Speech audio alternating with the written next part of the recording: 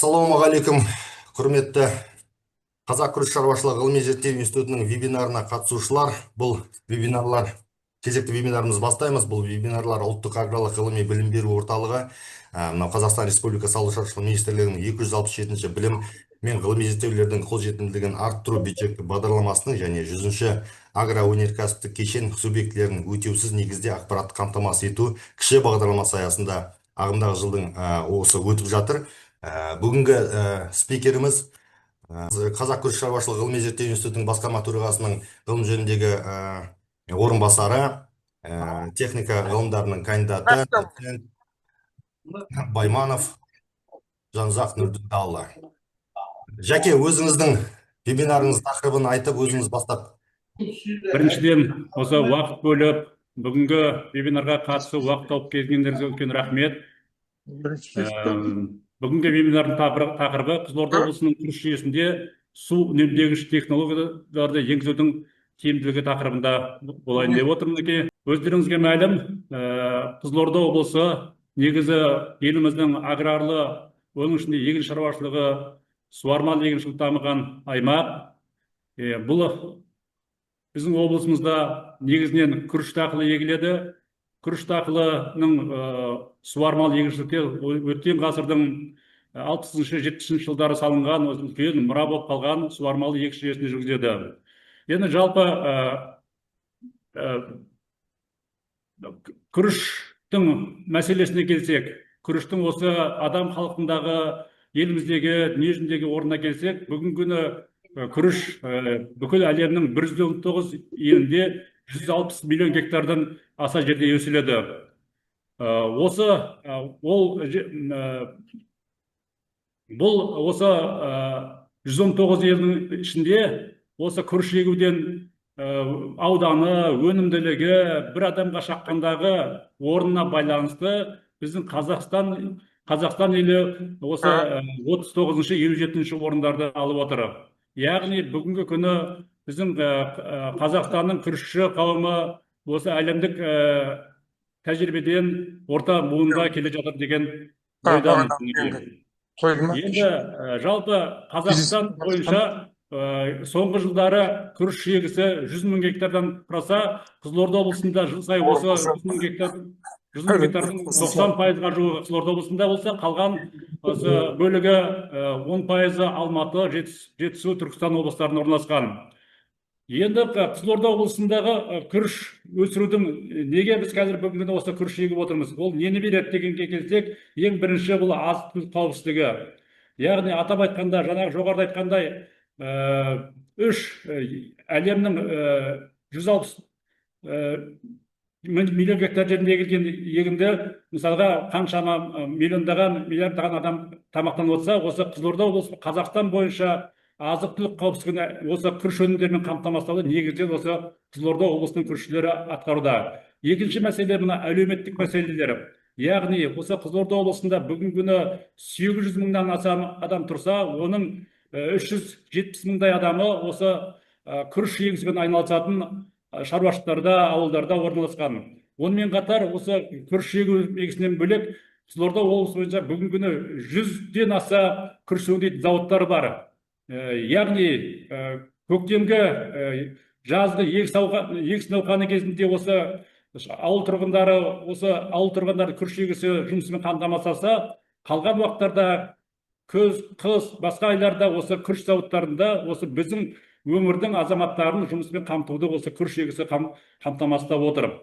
Және де осы соңғысы деп айтуға болады, негізгісі деп айтуға болады, біздің Қызылорда облысының суармалы егіншілік және де осы Арал өңірі Сырдария өзен төменгі жағында орналасуына байланысты тұздануға бейім жерде орналасқан. Сондықтан мына күріш егісі суармалы ауыспалы егіс жүйесінде как мелиоративный дақыл ретінде де пайдаланып, яғни оны шаю жұмыстарын жүргізеді. Егер де айта кетейін, суармалы тұзданған жерлерді тек қана жаңағы күріш екпей ақ тек қана шайып отыратын болсақ, оның өзінде де топырақтардың әртүрлі тұздануына байланысты 6 мыңнан 10 мың гектарға 10 мың текше метрге шейін су беріледі. Ол біріншіден болса, екіншіден Қызылорда облысында осы Сырдария өзінен осы көктемгі мұздардың кеш еруіне және де күзгі кезде осы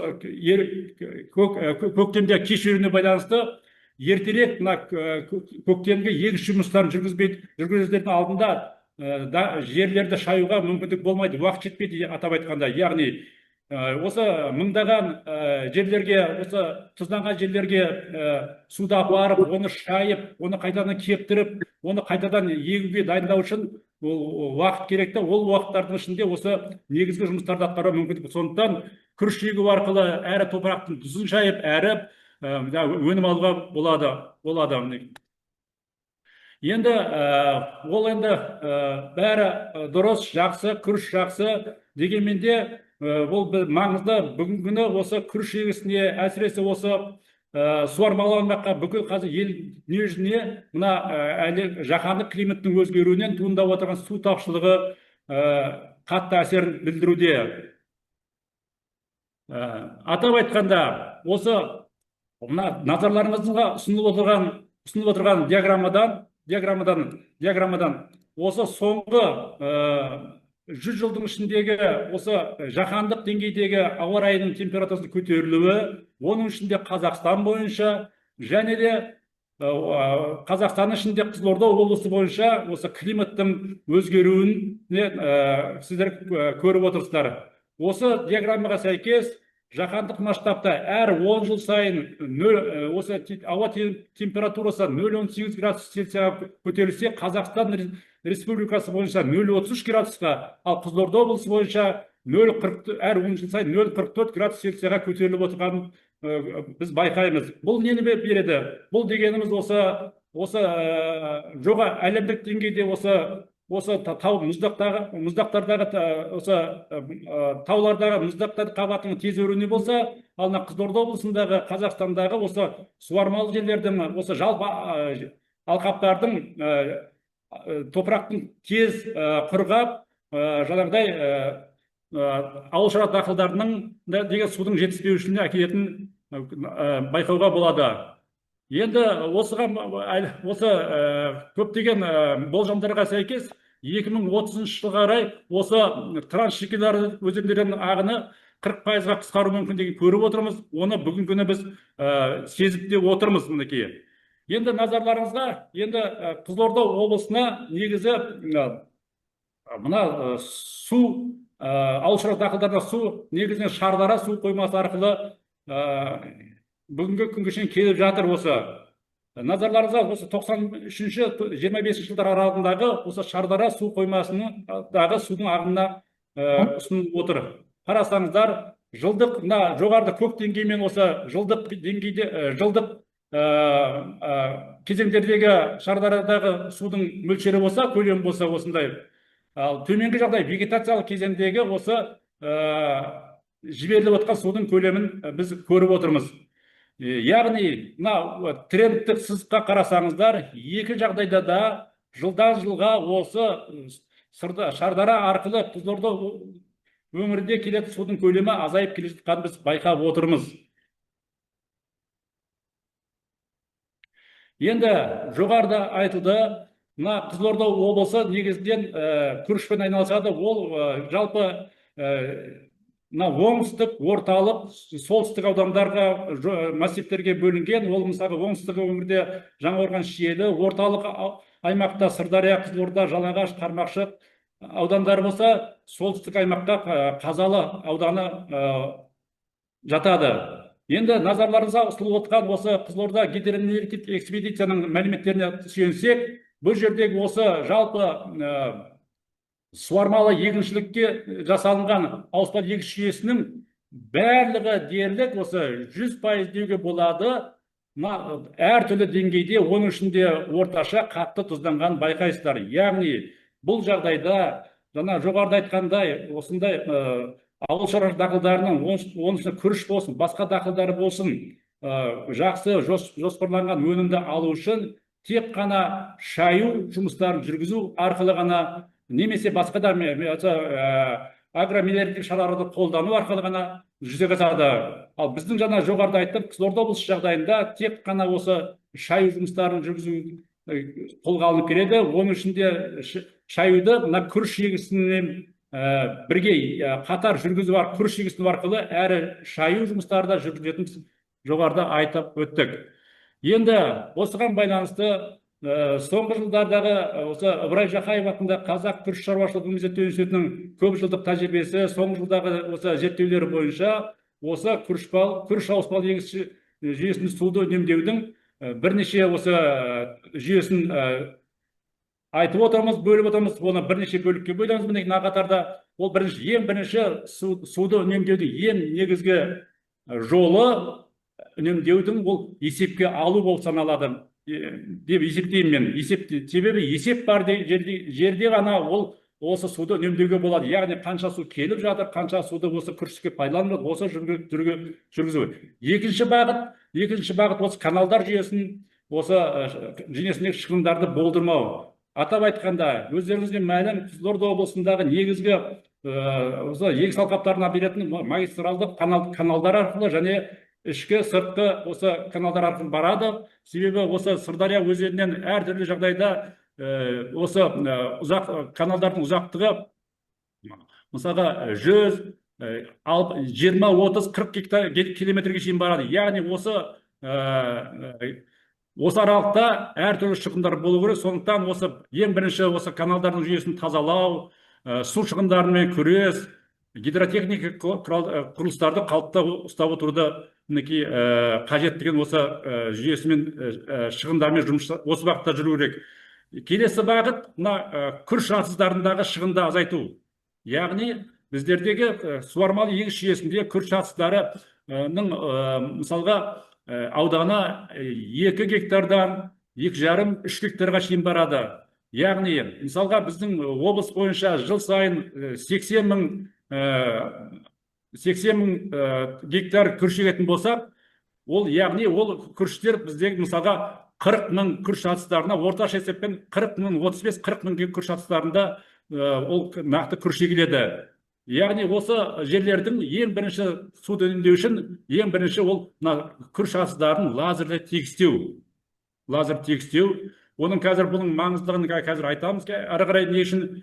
Екінші, осы күріш атыстарына ылғал сақтағыш препараттарды қолдану.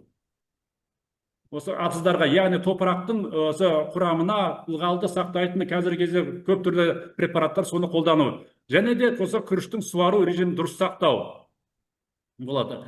Келесі осы бағыт суды үнемдеудің ол ауыспалы егіс жүйесін сақтау. Бүгінгі күні осы Қызылорда облысы бойынша негізінен 8 танақты күріш ауыспалы егістерге қолданыста. Бүгінгі күнге шейін әртүрлі жағдайға байланысты осы кеңес үкіметі кезінде күріштің үлесі 62,5%-ға дейін барған. Ал соңғы кезде су тапшылығына байланысты біздің институт ғалымдары күріштің үлесін осы сол 62,5-нан әртүрлі массивтерге байланысты, аймақтарға байланысты 62,5-нан 50%-ға шейін, кей аудандарға 37,5-25%-ға шейін азайтуды ұсынып отыр. Және де осы күріш ауыспалы жүйе сақтай отырып, оған вегетациялық күріштің еккеннің өзінде де вегетациялық кезеңі қысқа күріштерді егуді ұсынып отырмыз. Және де күріш егісінен босаған жерлерге, танаптарға құрғақшылық пен топырақ тұздылығына төзімді және шаруашылықтарға жоғары өнім бере алатын әртүрлі әртараптан дақылдарын егуді ұсынып отырмыз. Және де осы негіздердің осы суды есептен алудың негізгі жолдарының қатарына біздер мына шаруашылықтарда арнаулы гидротехник штатының болуында біз баса назар аударып отырмыз. Себебі судың әрбір заттың судың егесі болады. Оны есепке алу қажет. Мысалы, қанша су келіп жатыр, оны кетіп жатыр, қай каналға, қай уақытта суға бастыру жоспарын жасай беру керек. Ал ол жұмыстарды шаруашылықтардағы, ауылдардағы гидротехник мамандары жасау керек. Бүгінгі күні бұл шамадан көп шаруашылықтарда бұл штат жоқ. Ол жұмыстарды жаңағы қосымша агроном, механик, немесе басқа бір жұмысшылар қосымша атқарып, ол көз жобамен ашады, жабады, нақты есеп ала алмайды. Сондықтан осы шаруашылықтарда арнайы гидротехник штатының болуы да осы суды үнемдеудің дұрыс пайдалануға оң әсерін тигізеді. Енді жоғарыда айтылған кесте түрінде, сурет түрінде берілген, жаңа айтылды, мінекей, яғни лазерлі тегістеуіш дегеніміз бұл суды 20-25%-ға шейін үнемдеумен қатар ол күріш сатысдарына егілген тұқымның тез өнуіне, тез бастыруына және көлденең жаңағыдай құстардың жеп кетуіне, тез басу арқылы құстардың жеп кетуіне жол бермейді. Және назарларыңызда суға бастыру режимі осы ғылыми негізделген автоматтандыру, ауыспалы егіс жүйесі, мінекей осы бағыттар. Енді бүгінгі күні осы дәстүрлі жағдайда суға бастырудың осы топырақтың тұздылығына байланысты, тұзданған топыраққа, тұзданбаған топыраққа, немесе ерте еккен жағдайда осында суға бастыру кестелері бар. Осы кестелерге сәйкес топырақ осы аймағына байланысты, күрішті егу мерзіміне байланысты, осы сушылар шаруашылықтың гидротехникінің осы басқаруымен осы суға бастыру режимін сақтау керек. Осы жағдайда ғана осы күріштің тез өніп, жақсы түптеніп, ол бас алған жағдайда осы суға бастыру кезінде осы дәндерінің толық болуына су режимі қатты әсер етеді. Мінекей. Енді мына диаграммада сіздерге осы мына температураны ұсынып отырмыз. Бұл неге керек? Яғни күрішті білесіздер, ол мысалға суда өседі. Мысалға ол суды салып қойып, осындай қанша қажетті деңгейде мысалға бастырып қойғаннан ол өнім болмайды. Себебі күріштің тұқымның өнуінен бастап пісу кезегіне шейін олардың арнайы қолайлы температурасы болады. Яғни тұқымның өну кезіндегі атыстағы судың температурасы 22-26 градус болса, көктеп шыққанда кезде ол шамалы көтерілу керек. Түптену кезінде одан сайын көтерілу керек. Ал сабақтану кезінде шамалы температура түсіп, масақтану кезінде қайтадан көтеріліп, осындай реттеліп отыру керек. Себебі бұл енді күріш атыстары үлкен алқапта орналасқан. Бұл жаңағыда тоқ шайнек емес, бірден тоққа тығып қойып температураны көтеріп, немесе салқындатып, мұз салып қойып салқындататын. Ал ол үшін қалай бұның температураны реттейміз? Ол үшін әрбір атызға мынандай күріш атыстарында судың деңгейін қарап тексеріп отыратын рекелер болу керек. Осы күріш атыстарындағы судың қабатын реттеу арқылы осы температураны да реттейтіні біз айтып жүрміз. Яғни судың қабаты терең болған жағдайда ол салқындау болады, аздау болған кезде ол жылы болады. Осы су рекелер арқылы судың қабатын ауыстыра отырып, бір жағынан жаңағыдай температура режимді сақтауға болады. Мына жерде сіздерге осы біздің соңғы жылдары жасаған есептеулеріміз, осы нивелирлік қарап отырсаңыздар, осы күріш атыстарын, мына сары жерлер, биік жерлер, мысалы, биік жерлер, ол әртүрлі деңгейде. Бұл неге бұлай әртүрлі? Бұл жаңағы күріш атыстарында соқалардың жүруіне байланысты, технологиясына байланысты. Кей жағдайларда күріш атыстарының жиегі биік болса, кей жағдайларда ортасы биік болады.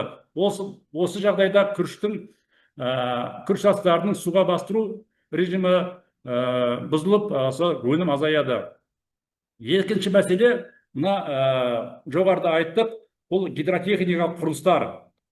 Бүгінгі күні Қызылорда облысы бойынша көптеген басым шаруашылықтарында осындай жағдай бар. Оны жасырмауымыз керек, себебі көптеген ішкі және сыртқы каналдардың, және де күріш атыстарына беретін каналдарда, құрылыстарда олардың қақпалары жоқ, затворлары. Оны көп жағдайда ағашпен, темірмен жауып отырады. Кей жағдайлар болмаған жағдайда мына сооружение жоқ жерде алдын осы суды жабу үшін осы құрылыстың артынан жаңағы экскаваторлармен көміп тастайды. Қажет кезінде қайтадан ашады. Мінекей, бұл жағдайда осы суды басқару, каналдың талаптарға сай ұстап отырып өте бұзылады. Себебі осы әрбір каналды ашып топырақпен көміп жапқан жағдайда ол топырақтар сол бойынша тұрып қалмайды ғой, бірде алынбайды ғой. Сол барады да әрі қарай осы каналдардың табанын құммен басып көмілуіне әсер етеді. Енді осы жағдайда мінекей біздер Ыбырай Жақаев атындағы Қазақ күріш шаруашылығы ғылыми зерттеу институты осы күріш астықтарына беретін су беруді, қашықтылауды реттейтін осындай қарапайым канализациялық трубалардан құрастырдық. Оны әрбір бұл жабдықтар патенттелген, осы құрастыруда оңай. Бұны мысалға канал болса, каналдың артында қалтқы тәріздес, қалтқы көтерілгенде ортасындағы заслонка көтеріліп, су беру тоқтатылады. Ал күріш астықтарында су төмен түскен жағдайда ортасында қақпақ ашылып, атызға су жіберіледі. Енді мінекей бұл енді тек қана сурет емес, бұл қондырғыларды біздің өндірістік жағдайда мүмкіндігін сіздерге назарларыңызға ұсынып отырмыз. Сонымен қатар қарапайым осы қондырғы қашықтық желісіне де қойылатын осындай тек қана мына отводтар арқылы беріледі. Мына отвод көтеріліп тұрған кезде су болмайды, ақпайды сбросқа. Ал төмен қарай түсірген жағдайда қашықтыққа қарай су кетеді мысалға. Назарларыңызға осыларды ұсынып отыр. Енді соңғы жылдары осы қазір талап қойылды. Жоғарыда айтылды ғой, есептеу, жаңағы суды үнемдеудің ең бір негізгі жолы ол есепке алу. Ол есепке алуды арнайы гидропосттарда, штаттардың көмегімен жүргізіледі. Сондықтан осы әрбір шаруашылық осындай бас каналына фиксированный русло дейді, бұның әртүрлі деңгейі болады. Біз осы күріш институтында GIZ ұйымымен біргелесіп осы каналға осындай бетондалған жаңағы фиксированный русло қойдық. Яғни осы канал арқылы судың деңгейіне байланысты қанша су кетіп жатыр, соны анықтауға болады. Бұл осы жұмыстарды да осы әрбір шаруашылық өздерінің бас каналдарына, негізгі каналдарына қойып, суды есепке алып отырса, ол әрбір текше метр су есепте болатыны айдан анық. Енді соңғы кездері мына Сырдария өзенінің жылдан жылға жоғарыда айттық, су азайып келе жатыр. Жетпейді де. Биылғы жылдың өзінде қарап отырсаңыздар, осы қазір естіп жатырмыз, осы облыс бойынша 3000 гектарға жуық жер күріш егістігі сусыз қалды деген ақпараттарды естіп жатырмыз. Осы жағдайда қазір соңғы 2-3 жылдың көлемінде шаруашылықтар мемлекеттің қолдауымен ірі насос станцияларын алып, құрастырып, осы қашықтыларға немесе жаңағыдай судың жаңағы команданы деңгейі жетпейтін жерлерге каналдарға, магистралды каналдарға қойып жатыр. Енді назарларыңызға ұсынып отырған мына слайдтан осы 3 жылдан асып барады қазір. Осы Жалағаш ауданының Ерәлі шаруа қожалығы осы оңтүстік магистралды каналдың 11-07 бекетіне 2 СМП 510 насосын құрып, осы егістікке пайдалануда. Және де айта кететін жағдай, осы оңтүстік магистралды каналының жобалық өтінімі ол секундына 45 метр куб секунд. Мына слайдтан қарасаңыздар, бір үлкен бір канал, дария сияқты ағып жатыр осы. Яғни көп жағдайда осы күнге шейін осы қашықтық кәріз желісінің сулары дұрыс пайдаланылмай келеді. Соңғы кездері осы жаңа айттық, осы су тапшылығына байланысты шаруашылықтардың өздерінің инициативасымен, мемлекеттік қолдауымен осы насостар қолдануда. Енді бүгінгі ақпараттарға байланысты қазір осы биылғы жылы Қызылорда облысы бойынша 335 дана насос қондырғышы жұмыс жасалуда. Олар жаңағы айтқандай қашықтықтарда, каналдарда орналасылған. Енді бұл әрбір ол жақсы насостарды орнатылды, бірақ ол насостардың жұмыс қосқаннан кейін суды айдай береді. Ал бірақ осы насостардың тиімді жұмысы болу үшін осы насос орнатылған жерден кейінгі, мына қарап отырсаңыздар, осы біз насос орнаттық, Ал әр жағында осы насос су жүретін каналдардың бәрі қамыспен басып кеткен. Бұл не береді? Бұл енді судың ағысын азайтады. Енді осы тұрғыда біздің қазақ халқының жақсы бір қағидаты қалған, ол яғни бүйтіп айтады: бір түп қамыс бір құлақ суды ұстайды дейді де. Яғни мына осы қанша насоспен болсын, немесе насос болмасын, өздігінен болған жағдайда да осы қамыстар осы каналдың бойында судың ағысын тежеумен қатар, ол қамыста мысалға су ішеді. Оның қаншама мына жапырақтары бар. Сол жапырақтары арқылы ішумен қатар ол транспирацияға ұшырап, қаншама судың осы көлденең шығындарға әкелуіне соқтырады. Сондықтан міндетті түрде осы насос орнатылған жерден кейін немесе басқа да каналдарды жүйелі түрде тазартып отыру өте қажет. Мінекей, қарап отырсаңыздар, осы насос орнатқаннан кейінгі біздің осы институттың сушылары мына жерлерде енді көп жағдайда оны мына экскаватормен тазартуға болады, басқада. Бірақ та мына жағдайда біздерде осы мына экскаватор, басқа тазарту қондырғылары жүлеманта өзіміздің сушыларымыз осы каналға түсіп, осы суды тазартып, осы нәтижесін көрді, қуанды. Себебі осы тазартқаннан кейін бірден осы аяғындағы жерге су жетіп барып, жаңағы күріш суға бастыра алмайтқан атыздар тез арада бастырып, осы жақсы өнімді, жоспарланған өнімге жол жасағанын біз көзбен көрдік. Енді тағы тәжірибеге қарасақ, бүгінгі күні біздерде Қызылорда облысы жағдайында мына күрішті осы жаппай сеуіп егеміз мысалға. Ол жаңағыдай оған арнайы сеялка, ол сепкенде де арнайы сеялка емес, ол тыңайтқышты себетін қондырғылармен, тыңайтқыш сепкіштермен, ол гектарына где-то 270 пен 280 килограмм арқасында жүреді.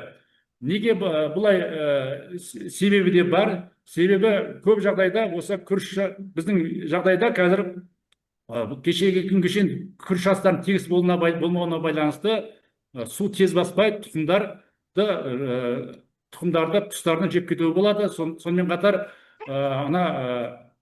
биік жерлерге су барам дегенше, ой жерлерге су көп барып, ол жерлердегі судың, күріштің шығымдылығы тұншығып шығымдылығы азаяды. Мінекей, осы жағдайда біз осы жақында ғана осы Қарақалпақстан, Өзбекстанның Қарақалпақстан еліне болдық. Олардың тәжірибесімен танысқан болатынбыз. Сол жағдайда мынандай жайтты біз куә болдық. Негізі бұл технологияны біздің облыста да кезінде осы жасалған, бірақ технологияны дұрыс сақтамағандықтан ол күріш өнімі шықпай қалды. Ал мына жағдайда осы Қарақалпақстан күрішшілерінде осы лемкен тұқым сепкішімен себеді екен. Қарап отырсаңыздар, мінекей, ряд болып тұр, мінекей. Және де нормасы 120-150 килограмм. 120-150 килограмм. Тағы да бір айта келетін жағдай, бұл жағдайда осы күрішті ылғалға егеді, топырақтың астына тастайды. Ол еккенде де 1-1,5 сантиметрден төмен болмау керек, шықпай қалады. Сол 1-1,5 сантиметрге шейін егіп, тек қана осы еккеннен кейін суға бастырмай деген, ол соның өзінде де осындай шығып отыр. Осы кеше біз барған кезде ғана осыны суға, осы шілде айында біз бардық, сол кезде осындай ең бірінші суға бастыру жүріп жатты. Яғни осы топыраққа еккеннен кейін 4-5 жапырақ болғанша суды бермейді екен олар. Сонда да олар жоспарлы гектарына 80-90 центнерден алып отырғандарын бізге осы ғалымдармен бірлесіп шаруашылық өкілдері айтқан болатын. Енді қазір соңғы жылдары біздер мына зерттеуді жүргізіп жатырмыз. Институт ғалымдары, өздеріңізге мәлім, күріштің тамыры 25-30 сантиметрге шейін барады. Жақсы су жеткілікті болса, оны бастырып, суға бастыру режиміне сәйкес бастырып отыруға болады. Ал егер су жоқ болған жағдайда не істейміз? Қанша күнге шейін, мысалға біз қазір облыс бойынша осы кезектесіп суғару болып жатыр ғой. Сол кезектесіп суарған кезде осы топырақтың қанша кезеңге шейін осы күрішіміз суға тұра алады деген сұраққа мына бір слайдтары жауап беруге болады. мына әлемде ABD әдісі деген бар. ABD әдісі деген бар, яғни күрішті кезектесіп, осы суға беруді реттеп отыру. Енді айтайын дегенім, мінекей күрішіміз өсіп тұр. Оның тамыры 25, 20-25-30 сантиметрге шейін барады тамыры. Яғни ол күріш осы күріш атысынан бетінен 20-25 сантиметрге дейінгі қалыңдықта ылғал болған жағдайда ол өліп қалмайды. Ол шамалы ұстап тұр. Сондықтан ол осындай әдісті бізде осы қазіргі зерттеу жүргізуде. Ол үшін не істеуге болады? Ол үшін мінекей әрбір осы атыздарға, немесе осы бірнеше белгілі бір атыздарға деңгейі бір осындай қарапайым канализация трубалардан қойып, оны осындай атыз бетінен 30 сантиметрге шейін түсіріп, осы жерге мына арнайы мынандай су өлшейтін қондырғыны қойып, яғни күріш басында болды, әртүрлі жағдайға байланысты, яғни каналдар су жоқ болған жағдайда, су келмеген жағдайда, немесе басқа жағдайда суды келмеген жағдайда суды біз осы мына судың бетінен осы күн өткен сайын осы бетіндегі су сіңіп, әртүрлі ұшып азаяды ғой, сол 20-25 сантиметрге барған кезде ғана барып осы суды беруге болады мінекей. Яғни осы әдісті қолдану арқылы мына біздің жаңағы құрғап қалған күрішімізді басқа су бар атыздармен алмастыру арқылы осы атыздарымызды егінді сақтап қалуға мүмкіндік болады. Яғни күріш атыздарындағы судың деңгейі 20-25 сантиметрге барғанда суды беруіміз қажет мінекей. Енді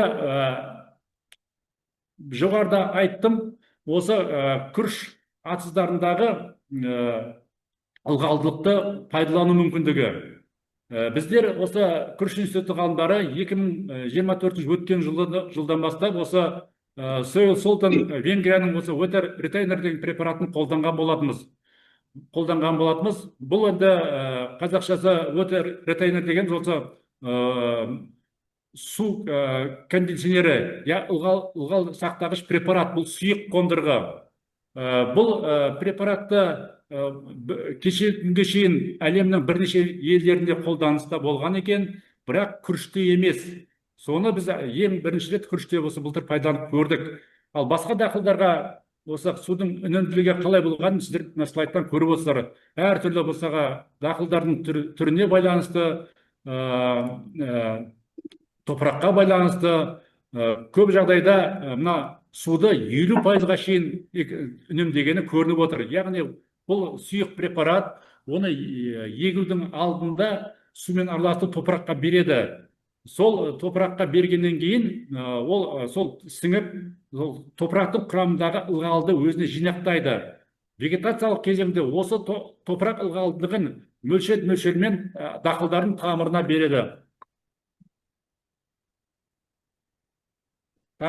береді.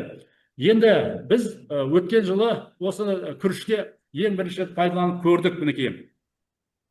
Айта кету керек, ол арнайы серікмен ектік, бұл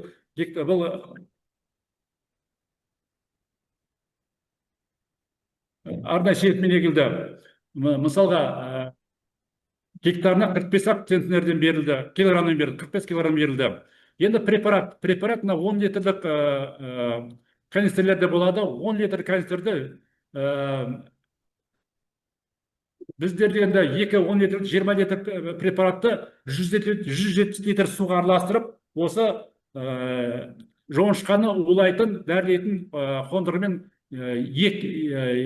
еккеннен кейін бердік. Себебі неге? Себебі егерде мына егіп алып, яғни сеуіп алғаннан кейін, мына сеекілер жүрген жағдайда, топырақтың қабатына себілген жаңағыдай препаратымыздың тракторлар дөңгелегіне жабысып, сиекке жабысып, ол осы тиімділігі төмендейді. Сондықтан біз бірінші сеуіп алып барып, сосын ектік мысалға. Енді мына жерлерге сол суреттері көрсетілген, қарап отырсаңыздар, көп жағдайда біздің осы препарат берілген атызымыз көп жағдайда су берілмей құрғап тұрған жағдайда да осындай жақсы өнім берді. Енді өнім берді. Мінекей назарларыңызға дәстүрлі суға бастыру технологиясы көрсетілсе, мінекей күріштің өсіп өну кезеңінде ол кемінде 90-95, мысалға 120-115 күндік күріштер 90-95 күн суда тұрса, біздің препарат берілген атызымызда су бәр жоғы 51 күнде ғана толды. Яғни топырақтың ылғалдылығы сақталды. Және де жинау барысында екі атыздан да осы өнімділік қатарымен гектарына 4 тоннадан күріш алынды мысалға. Енді күрішті суды үнемдеудің тағы бір технологиясы көшетте егу технологиясы. Бұл көшетте егу технологиясы көп жағдайда шығыс елдерінде дамыған. Біз өткен жылы осы бізге айтатын көп жағдайда осы Жапонияда, Қытайда, немесе басқа елдерде осындай көшетте егу қатты дамыған деп. Біз былтырғы жылы Жапонияға барғанбыз. Сол кезде рас, ол жерде миллиондаған гектар жер көшеттеп егіледі екен. Бірақ ол жердегі суару жүйесінің орналасуы, себорот дегенде ондай үлде жоқ. Тек қана осы шаруашылықтар өздерінің берілген жарты гектар, 1 гектар, әр 5 гектар жерлерде ғана осындай егіп пайдалануда. Яғни ол жерлер мысалға тау бөктерлерінде, немесе осы қаланың ішіндегі жаңағыдай кез келген жерде егіледі. Ал ол жерлерге жаңағыдай майда көшетте егу технологиясын ендіруге өте мүмкіндігі бар. Көшетте егу тракторлерімен егіп, жаңағыдай кішкентай комбайндармен жинап алады екен. Енді біздерде осы жағдайда көшетте егу технологиясын зерттеп жүрміз, оны зерттеп жатырмыз да, бүгінгі күнде оның тиімділігі бар. Себебі көшетте егу технологиясын қолданған жағдайда күріш дақылы 20-25 күнде осындай арнайы гидропоникадан шыққаннан кейін теплицаларда дайындалып, яғни 1/3 бөлігінде теплицада өсіп жетіледі. Қалған бөлігінде ғана осы күріш танаптарына барып, осы күріш асылдарын 30%-ға шейін үнемдеуге болады. Суды 30%-ға шейін. Сонымен қатар тұқымды да 2-3 есеге шейін азайтады. Біздің ғалымдардың тәжірибесі бойынша көшетте егу технологиясында тұқым әр гектарына 50-60 килограмм ғана кететіні анықталған. Назарларыңызда осы институтта жүрген тәсілдер. Енді жоғарыда айттық, суды үнемдеудің негізгі жолдарының бірі ауыспалы егіс жүйесін сақтау. Біздің облысымызда 3 аймаққа бөлінген: оңтүстік, солтүстік және оңтүстік, орталық және солтүстік. Институт ғалымдары оңтүстік аймақ үшін күріштің үлесін 37,5, кей жағдайда 27,5-25%-ға шейін азайтса, ал орталық, солтүстік аймақтар үшін 50%-ға шейін азайтуды ұсынып отырмыз, жасалынған. Енді бұл не береді біз біріншіден?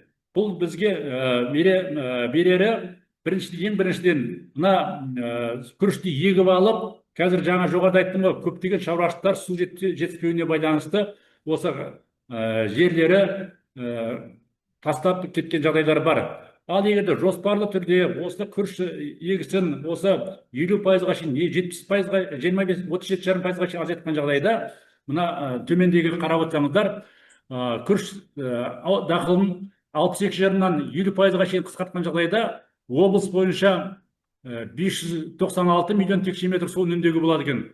Ал егерде осы 62,5-нан 37,5%-ға шейін азайтқан жағдайда 1 миллиард 194 мың текше метр суды үнемдеуге болатын біз енді көріп отырмыз. Енді тағы да айтайын дегенім, көп жағдайда бізде күріштен бөлек, суармалы егіншіліктен бөлек тәлімі жерлеріміз бар. Тәлімі тау бөктеріндегі өз жерлерде дәнді дақылдар, арпа, бидай, жоңышқа егіледі. сосын көкөніс бақша дақылдары егіледі.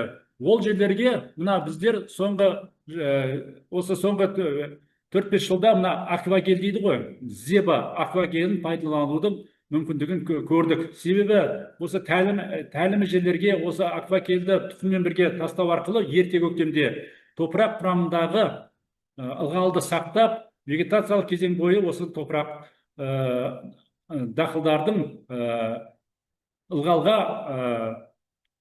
дефицитін байқамай көрді.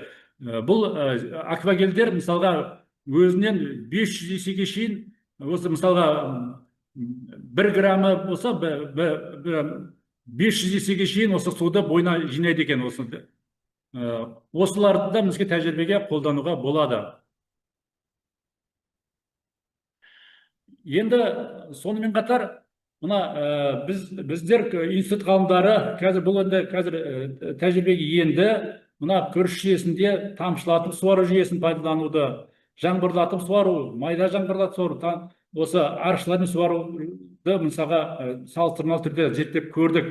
Назарларыңызда қарасаңыздар, осы институт ғалымдары осы күрішті тамшылатып суаруды жүйесінде осы зерттегенбіз. Бұл жерде мысалға бұл тамшылатып суару жүйесін жалпы бүкіл системаға ендіру қиындау, дегенмен де осы жүйені пайдалану арқылы селекциялық жұмыстарды, жақсы тұқымдарды көбейтуге, аз тұқымдарды мүмкіндік бар. Себебі селекционерлер жаз бойы вегетациялық кезінде суда жүріп қана осындай селекциялық жұмыстар жасайды ғой. Бірінші болса, екінші болса, ол жерлерде мысалға еккен кезде бәрін бірге егіп тастайды, мысалға егіп тастайды осы бір кезеңде. Ал егерде тамшылатып суару жүйесі болған жағдайда, оның күріштің вегетациялық ұзақтығына байланысты әрбір сорттардың осы гүлдену фазаларын қатар келтіруіне болады. Яғни тамшылатып суару жүйесін пайдалану арқылы селекциялық жұмыстарды және жаңа сорттарды шығаруға өте мүмкіндік бар.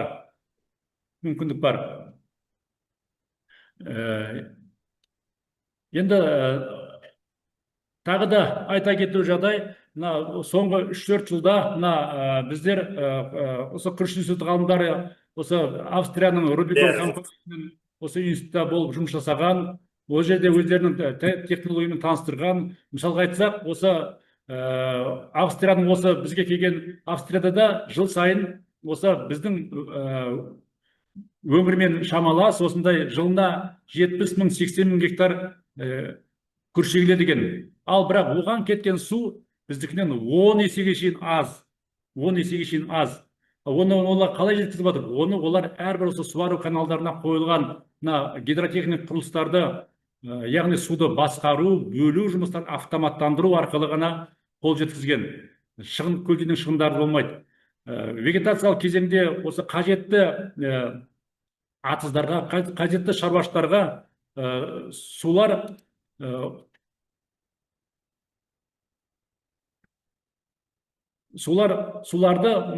осы Рубикон компаниясы қондырғылармен берілген. Осы соңғы 2 жылдан асып бара жатыр. Бұл қондырғылар осы жоғарыда айтылған Жалағаш ауданының Ераз шаруашылығында апробациядан өтуде, оның тиімділігі жақсы көрінуде. Себебі қатар қойылған атыздарға осы суды тек қана есепке алып, қажетті су режиміне ғана беру арқылы ғана суды бірнеше есе азайтқаны көз жетіп отыр. Сонымен қатар су режимі дұрыс сақталады. Енді тағы да бір айта кететін жағдай, биылғы жылы осы жоғарыда айтылған Рубикон компаниясының Water Retainer препаратын осы Ераз шаруашылығының бір атызына қойылды. Бүгінгі күнге шейін қасындағы көрші атыздағы суға күрішке атызға қарағанда су 40%-ға шейін аз берілгені көрініп отыр. Себебі бәрі есептеліп отыр. Мысалға, көрші атыздағы судың қабаты 5-10 сантиметр болса, мына осы препарат берілген атыздағы судың қабатын ең максимально 5 сантиметр деңгейінде ғана ұстап осы жетіп отыр. Яғни күріштікте судың тиімділігін көріп отыр. Бұл ақыр соңында күріштің өнімділігіне, суды аз пайдалануға суды үнемдеуге әкеледі.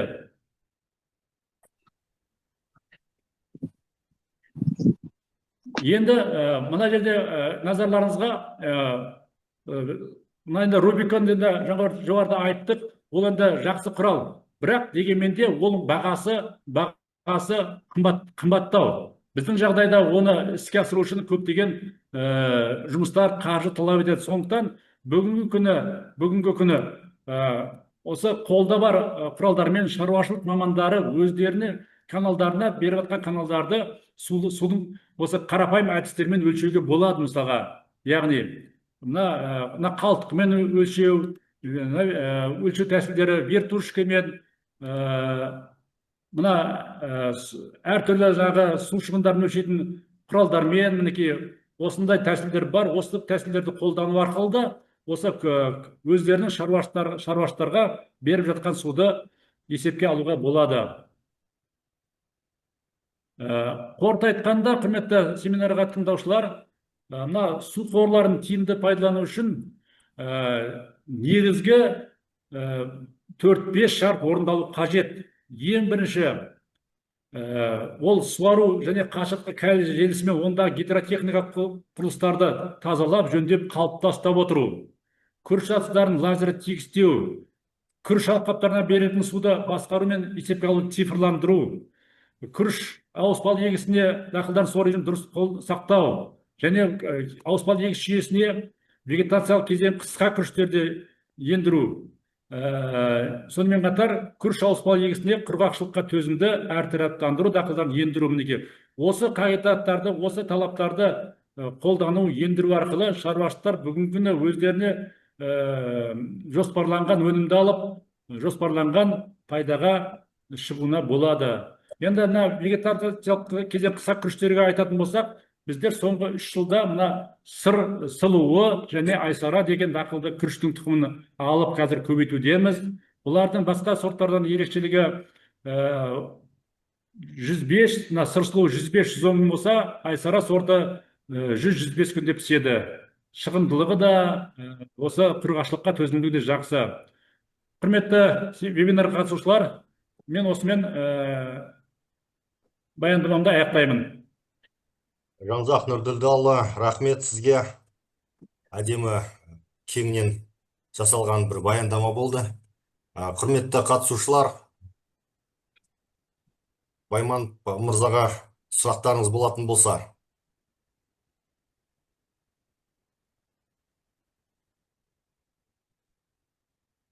Құрметті қатысушылар, сұрақтарыңыз жоқ па? Олай болса, уақытымызда келіп қалды. Жеке жақсы баяндап шықтыңыз. Дәлме-дәл уақытымызда соған таяды. Олай болатын болса, қатысушылармен қоштасайық. Рахмет.